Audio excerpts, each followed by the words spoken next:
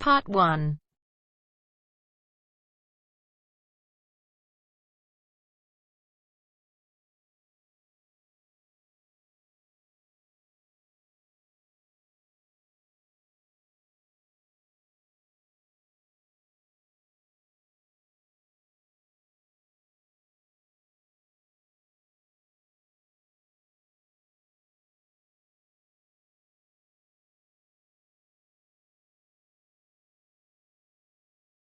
Hear a conversation between an assistant at a health club and a man who wants to join the club.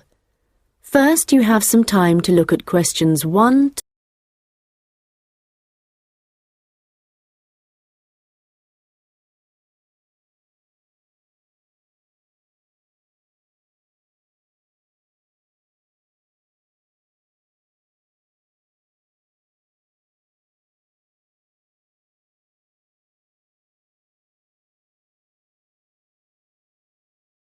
Hi, can I help you? Hello. Yes, is your club taking on new members at the moment? Oh yes, we're always interested in taking on new members. Just give me a moment and I'll get an application form. Right, here we are. So, let's start with your name. It's Harry. Okay, and your surname? It's Simons. Is that like Simon with an S? No, it's Symonds. Most people find it rather difficult to spell. I see. It has a silent D. I guess a lot of people miss that. Now, let me see. Can you tell me when you were born? Yes, certainly. The 11th of December. Thanks. And the year? 1996. Okay, good. Now, are you thinking of becoming a full-time member? Probably not. What kind of memberships do you have? Well, we also have off-peak membership, which is between 9 and 12 in the morning and 2 and 5 in the afternoon. And then we do have a weekend membership. So a weekend membership is just Saturday and Sunday? Yes, that's right. OK. Well, that's not going to work for me. It looks like I'll have to be full-time. I'm afraid off-peak membership won't do, as I'm not free at those times, and I don't just want to be restricted to weekends. OK, I'll make a note of that. Right, we have several facilities at the club, including a gym, a swimming pool, tennis and squash courts. What activities are you planning on doing? Well, do you have badminton? Yes, we do. And table tennis? I'm afraid not. Well, not at the moment, anyway. Oh, OK. Well, I'm also very keen on swimming, so I'm glad you have a pool. I'll certainly be doing a lot of that. OK, I've got that. Will you be using the gym? No, I'm not interested in that. OK. So just let me work out what the cost will be. Yes, that comes to £450 for the year. You can choose to pay annually for the full year or monthly. It's up to you. Oh, I'd prefer to pay regularly in small amounts, rather than have a large amount to pay in one go, if that's okay. Sure, that's fine. Right, I've got the most important details for now.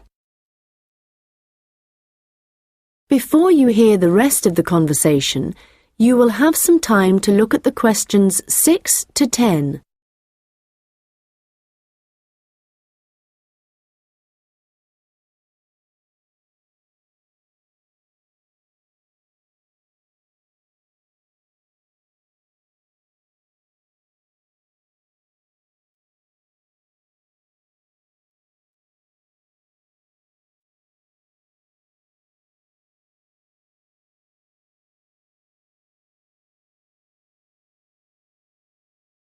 Now listen and answer questions 6 to 10. So, I'd just like to ask you a few questions about your lifestyle, if that's okay with you. Yes, that's fine. Do you do any regular exercise at the moment? Yes, I do a bit. Good. And what do you do? Well, every few days I go jogging. Yes, that's good. How long do you go for? Well, it varies. I guess it depends on how energetic I'm feeling. Yes, of course. Every little bit helps. Do you have any injuries at the moment? Well, I did break a bone in my foot playing football a long time ago, but that's all healed up now. But in the last few days, I've realised I have a bad ankle. I think I must have injured it last week, and it's a bit sore now. But apart from that, I'm fine. Right. I guess you might need to rest it for a few days to let it recover. Yes, I will. So, let me just ask you what you want to achieve by joining the club. Do you have any targets or goals? Well, I suppose my main aim is to build up my fitness level. Is that the kind of thing you mean? Yes, that's fine. All the activities you're going to be doing should certainly help you with that. Okay. And could you tell me what you do for a living? Well, I was a student up until recently. Okay. So what are you doing at the moment? Well, I'm a charity worker. Oh, that's fine. I'll write that down. Okay, nearly done. One last question. Can I ask how you heard about the club? Did you see it advertised, or did you go to our website, for example? Well, I've been looking for a health club for a while, and I asked my friends for suggestions, but they weren't much help. And then I was listening to the radio, and your club was mentioned. So I thought, I'll go along and see what it's like. Great. Well, we look forward to having you as a member. That is the end of part 1. You now have half a minute to check your answers.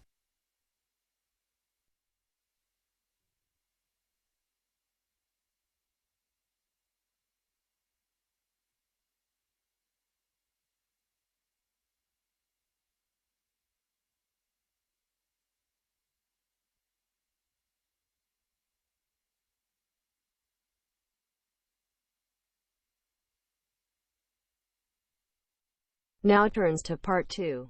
Part 2.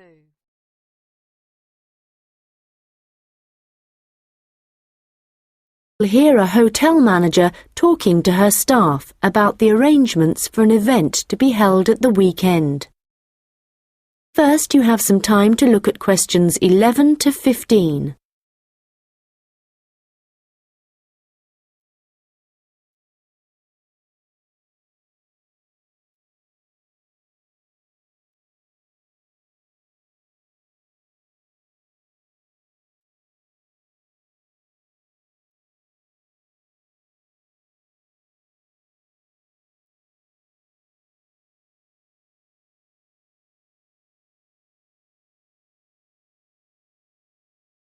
Good morning, everyone. I hope you're all feeling okay after the activities of the last week or so. I know you've all been working very hard recently, and we've been exceptionally busy, especially with the wedding last weekend and the trade fair straight after that. And now we have only 3 days to prepare for the birthday party this weekend. The events recently have gone extremely well, and the hotel is beginning to get a very good reputation, so we need to keep it up. At the moment, we don't have exact numbers of guests, and though we usually only cater for groups of less than 50, we will have quite a few more than that. So, as I said, not sure of numbers, but of course we won't go over the maximum of 100. But it's likely that we will need all of you to work this weekend, so if any of you can't, please let me know as soon as possible. Right, so what time will the event start? Well, the invitation says guests should arrive between 7:30 and 7:45, but our experience is that there are always a few who like to arrive early, so we'll expect the first people at 7:15. As the numbers are quite large, this will certainly be the case. Food will be served at around 8:30, and then, depending on how long the meal takes, the entertainment will start about 2 hours later. Now, for this, we were expecting a live band for the occasion, which is always fun. But apparently this has been cancelled due to illness. So, the hosts know someone who is a comedian who will be replacing the band. We had hoped that the resident magician who worked here through the summer would be able to help out, but they weren't keen on that idea. Before you hear the rest of the conversation, you will have some time to look at the questions 16 to 20.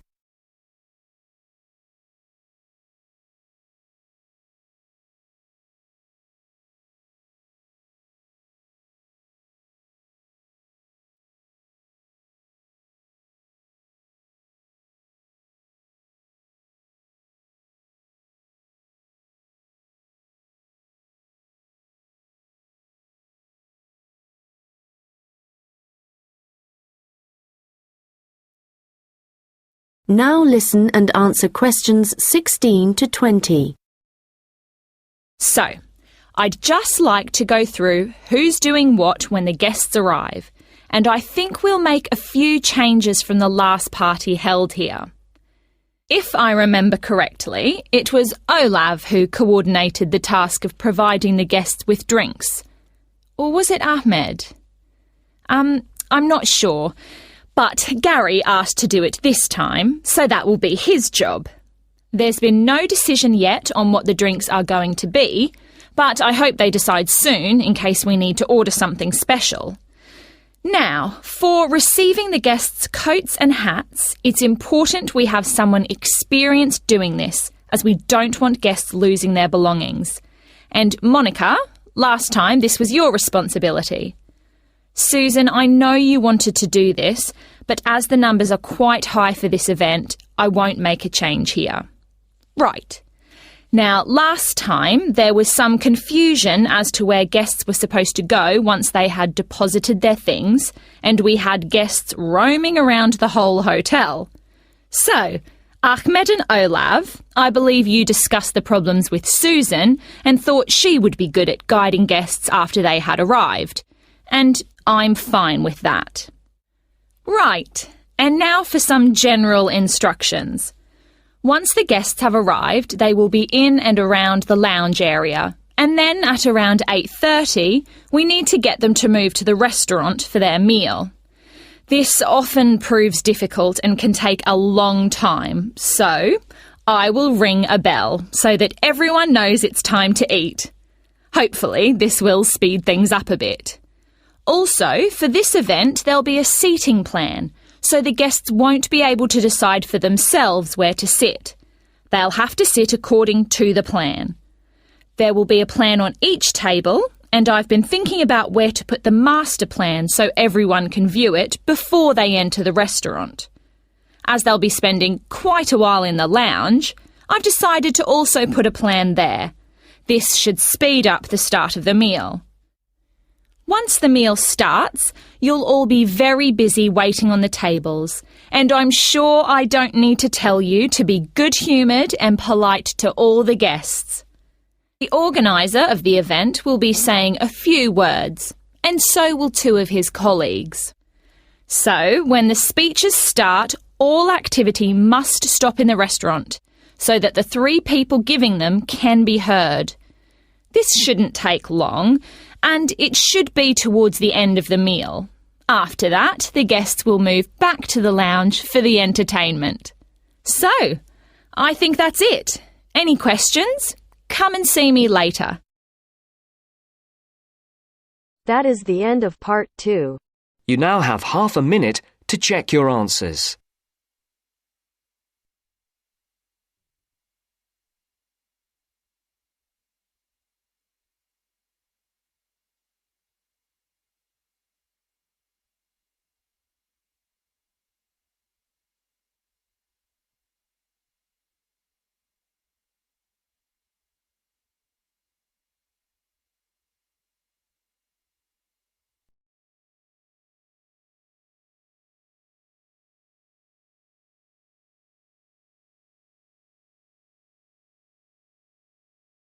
Now turns to Part 3. Part 3.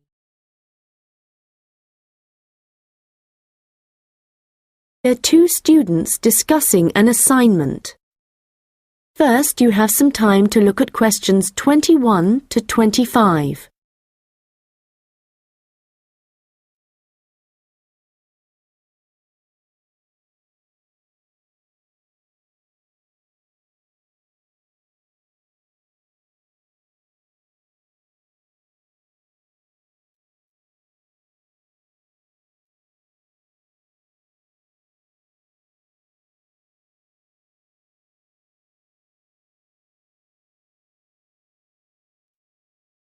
Hi Melanie, what did you think of the assignment that we got today?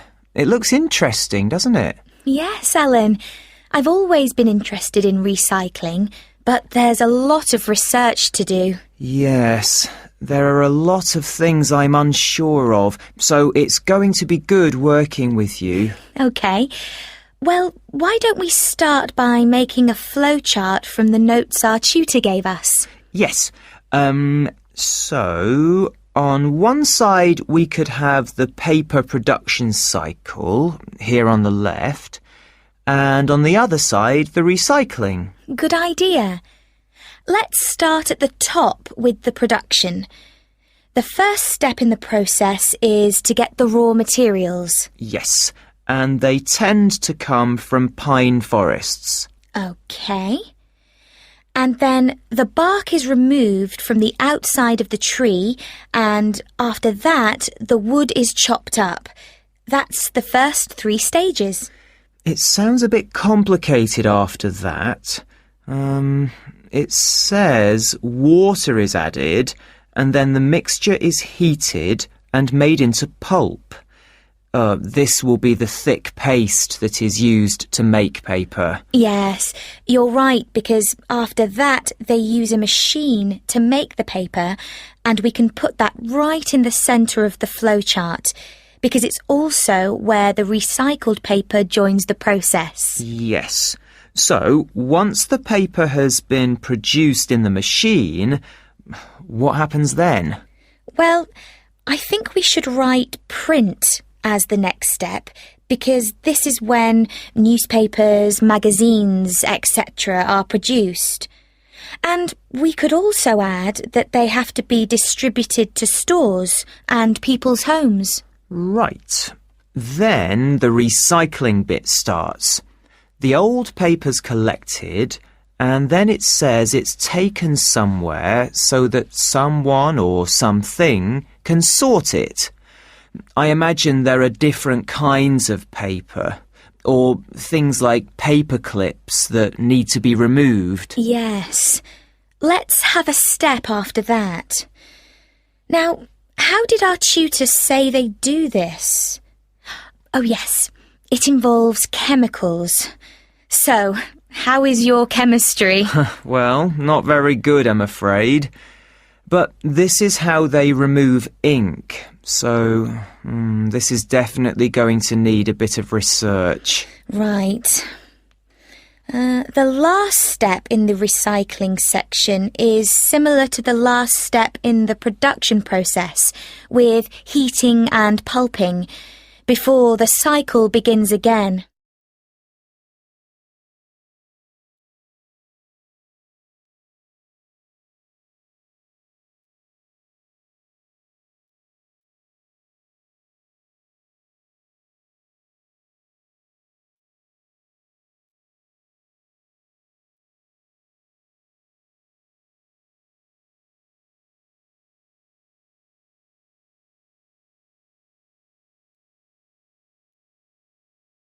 Now listen and answer questions 26 to 30.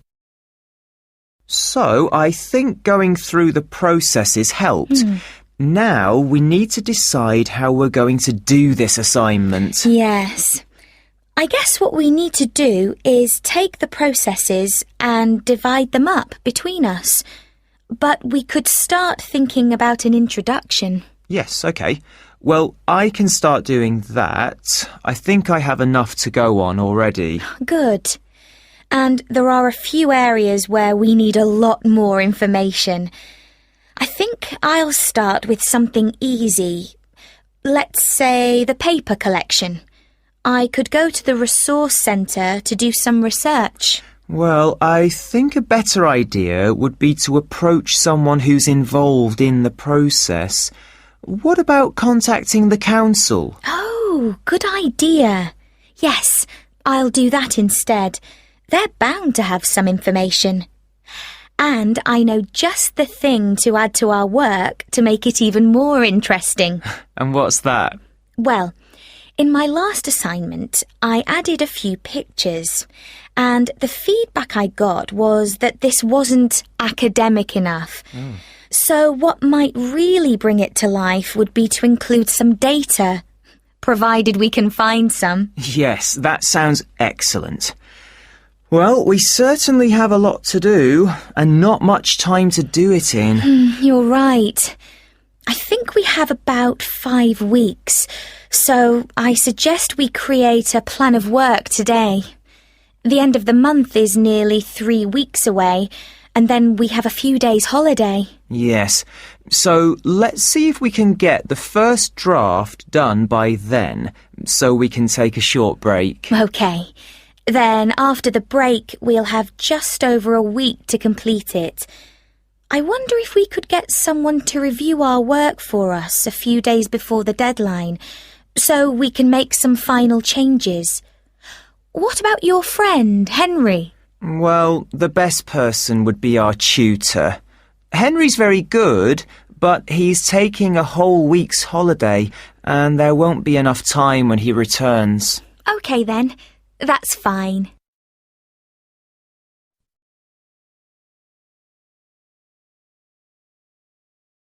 That is the end of part 3. You now have half a minute to check your answers.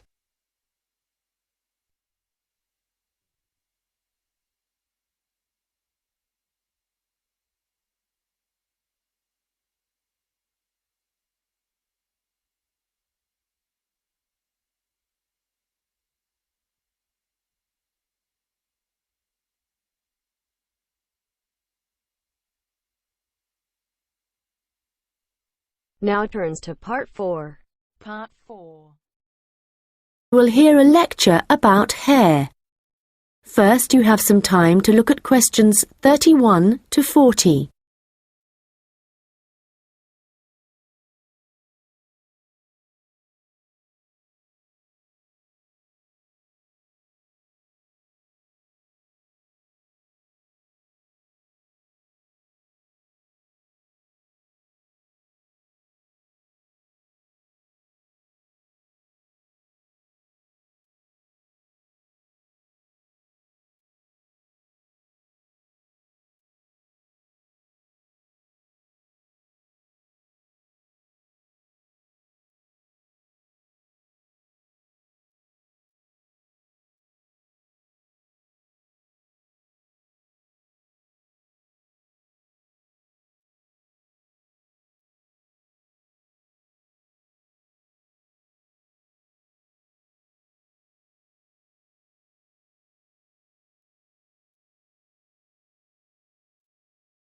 Now listen carefully and answer questions 31 to 40. Good morning, and welcome to this lecture on hair, which is a part of the human biology course. This lecture covers a number of facts about hair, its structure, and what can affect the general health of hair. So, first of all, what is hair, and why do we have it? If we look back at our ancestors, we'll see that they had a lot more hair on their bodies than we do now. and there are, or were, two main reasons for having hair. One is to provide warmth, but as humans have worn clothes for many years, body hair has significantly reduced. The other is for protection. And again, this isn't as significant as it was once, but hair does still benefit areas of the body, such as the head and around the eyes. Now, hair, whatever it is for and wherever it is on the human body, is composed mainly of a protein called keratin.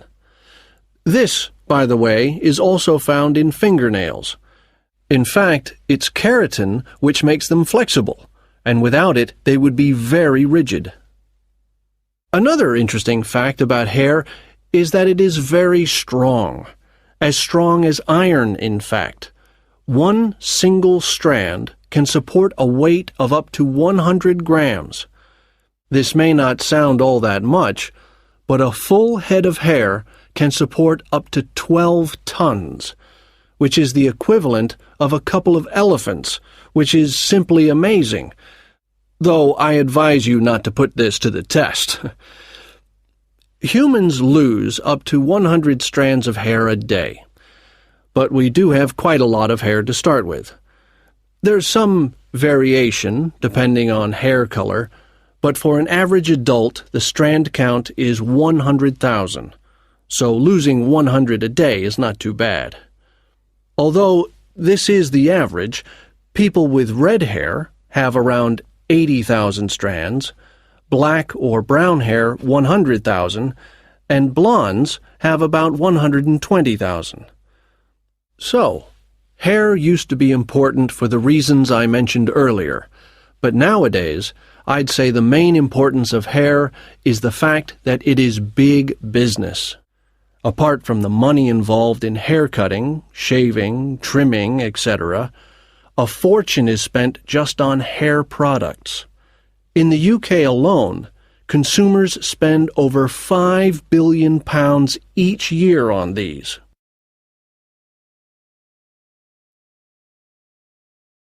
So next, I'd like to just give you a quick overview of the structure of hair. As you can see, along the length of the hair, there are three main parts, called the bulb, the root, and the shaft. A single hair is fixed at one end below the skin in the bulb. The bulb acts rather like a cap. It encloses the end of the hair in the head. The next part of the hair is the root, and this is the part of the hair which lies just beneath the skin, and, in terms of hair production, is the most important. This can be considered the control center for each strand of hair, and is where the glands are found. These produce oil, which flows along the length of the hair, and the health of the root determines the overall health of the strand of hair. The last part is the shaft, and this is the hair which is above the skin, and is, of course, what we can see. Fortunately, this is not active, and I say fortunately because otherwise it would be very painful to have your hair cut. And finally, I'd just like to go over a few factors that impact on the overall health of hair. Like every other part of the body, our diet, that is, what we eat, is extremely important to the condition of our hair. But whereas a change in your diet to, for example, eating unhealthy foods will soon be noticeable in your skin, changes to your hair will take a lot longer. A change in diet today could take several months to have an effect on your hair. And so, what is the key to healthy hair? Well, eating a balanced diet is the most important thing. There are a number of vitamins that are vital for good hair health, the main ones being vitamins C, D, and E. And in a balanced diet, all these vitamins should be readily available. If you need a boost of vitamin C, for example, one of the best things to eat are blueberries. For vitamin D, the best examples are fish, mushrooms, and eggs. and for vitamin E, nuts and seeds. Right. So let's go on to what it... That is the end of part 4. You now have half a minute to check your answers.